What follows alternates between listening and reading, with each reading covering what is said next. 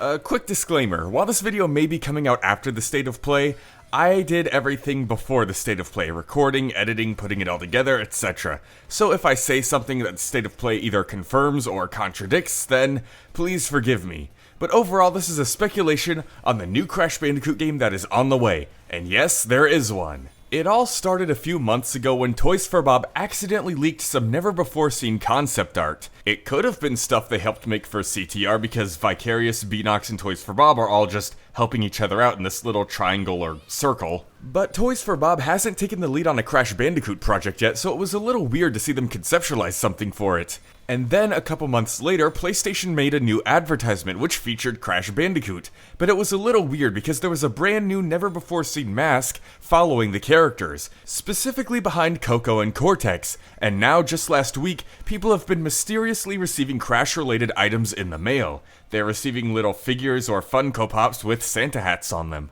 And that's a pretty important sign too, because remember last year they got fuzzy dice and Crash Bandicoot cookies right before the reveal of Crash Team Racing Nitro Fueled. And even further back before that, people received these purple eggs in the mail, leading up to the Spyro Reignited trilogy reveal. So yeah, it seems pretty obvious that a new Crash Bandicoot game is going to be announced pretty soon, whether it be at the Game Awards coming up this week, or the State of Play that you just watched earlier today. So if an all-new Crash Bandicoot game is on the way, what are some new stuff I'd love to see in this brand new title? Feel free to tell me what you'd like to see down in the comment section below, and also feel free to subscribe. Now let's get into this.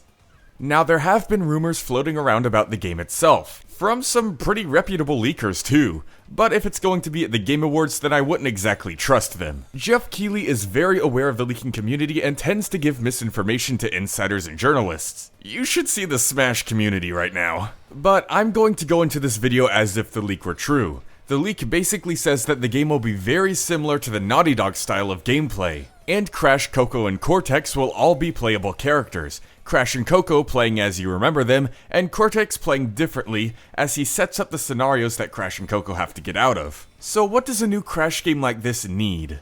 Well, if it really is going to be in the Naughty Dog style, then a new Crash game like this needs way more than 30 levels. As much as I love the Naughty Dog games, those hallway-like level designs are very outdated, and lead the game to be very short. You're able to beat them within an hour, and then 100% them within another hour. Imagine paying $40 for a game the size of Crash Bandicoot Warped. A game the size of 3 Crash Bandicoot Warps, sure, but 1, nah. So not only would a new Crash Bandicoot game need to add more than just 30 levels, but it would need to make them a lot bigger too. Make the hallway-like designs a bit wider, add more collectibles to find, and secrets, and perhaps reuse level themes way less often than the original trilogy did. Don't get rid of the vehicle levels entirely either, but definitely tone them down. Crash Bandicoot Warped and Crash Bandicoot The Wrath of Cortex were both almost about 50% vehicle levels. It was a bit nuts. Crash is a platforming mascot, so it'd be best to keep him that way. So we need Naughty Dog levels with their maximum potential reached and fulfilled. It's certainly possible now in the super powerful modern age of gaming. We need a way bigger adventure to go on that takes up way more hours, way more than 30 levels, way more than 5 bosses, and we need to keep it all about Crash and his signature and iconic platforming.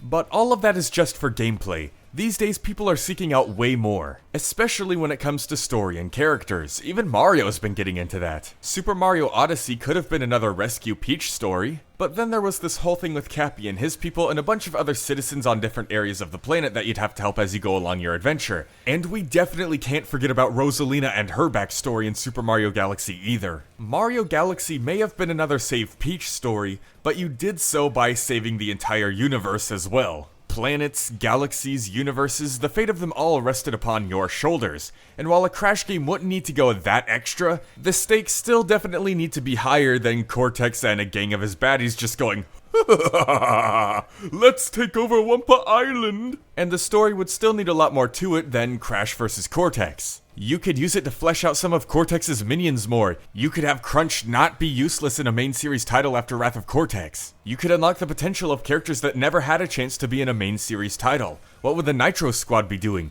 What would the Nitro Kart bosses be doing? The tone and style of Crash has always been an homage to cartoons. Back in the 90s, it was paying a lot of tribute to the golden age of animation, with Looney Tunes and even wacky 90s cartoons. And as cartoons began to change, the style of Crash games began to change with them. People may not think it, but Crash of the Titans and Crash Mind Over Mutant actually had some very good writing. Of course there's occasional burp and fart jokes, but outside of that, the sense of humor lined up with cartoons coming out at the time. Just the wacky randomness. But now, cartoons coming out today are a lot more demanding in the aspect of story and character development. Crash Twinsanity was actually way ahead of itself in that regard, so I think new Crash games need to pick up that pace. There are several things they could do with the bits of Crash lore just laying around. They could go more into Cortex's history at the Academy of Evil with Embryo and Engine, they could dive more into the history of the masks with Aku Aku and Uka Uka, and there are several things with the characters that don't quite get the focus that they should, like Nina has robot hands because Cortex took her own hands off and replaced them,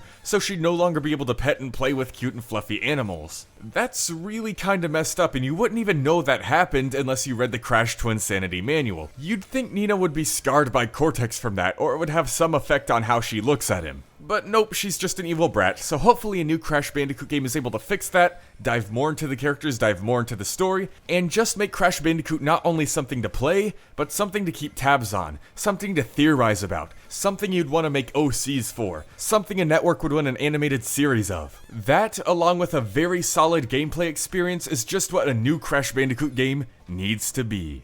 But again, let me know what you'd want to see down in the comment section below. LeopoldTheBrave, out.